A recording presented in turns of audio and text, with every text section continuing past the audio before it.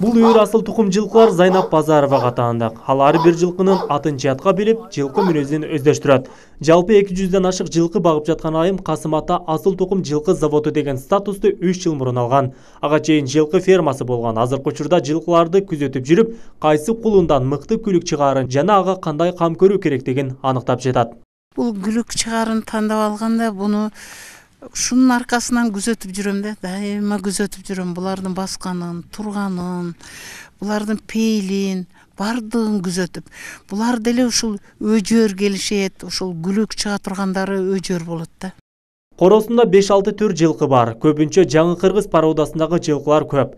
Бул түрдөгү жылкылар учурдун суроо талабына ылайык, өлкөнүн шартына ылайыктуу. Анан бизгечи улакка чабыш үчүн калың катык, күчтүү, эттесе этке кете турган, күчтөсө күчү бар, жүгүрөтөсө жүгүрө турган нава киргизский порода гана бизге жакшы да. Зайнап Базарованын жылкы бакканына 20 жылдан ашты. Анын буга чейин 800дөй кою, карамалдан 200дөй болгон. Ал эми жылкыларынан 26 баш болгондугун билдирет. Бир жактуу чарбага кызыккан айым сандан сапатка өтүп, асыл тукум жылкыларды багууга киришкен. Учурда ал баккан күлүктөрдү коңшу өлкөдөн келгендер көп сатып алат. Жылкынын өзү наркы болбойт. Жылкы деген нерсе ушу дүйнөлүк неме боюнча дагы бу мурун ракета менен самолет чыкпай туруп жылкы бааланат эле да.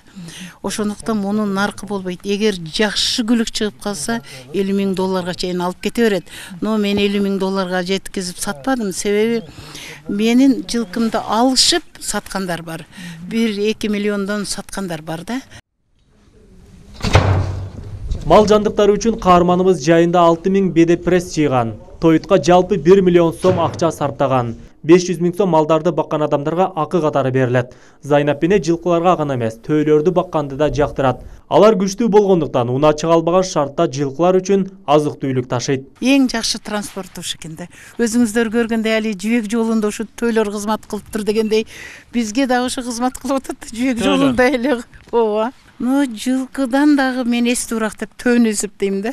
Себеби бул өтө адамга жакын келет экен, бардыгын түшүнүп турат экен. Аябай эстөө келет экен да буларчы. Аябай жакын. Кыскасы төө өстүрүү керек.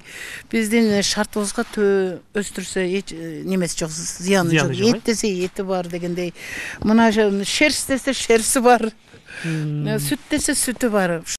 Каарманыбыздын малканасында жана сыртында камералар орнотулган. Камера аркылуу түн ичинде жылкылар көзөмөлдөрөт. Андан тышкары кородогу иттер да чоочун адам келсе ээсине билдирүү жасайт.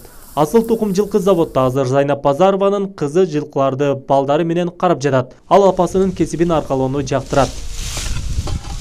20 жылдан бери баштап койгонду биз дагы оюбуз бар. Мындан дагы жаңылыктар менен, жаңы асыл тукум немелер менен, жаңы породалар кылып, кайра ушу ишти улантып кеткенге аракет кылып атабыз балдарым менен. Биз дагы көнүп калганбыз.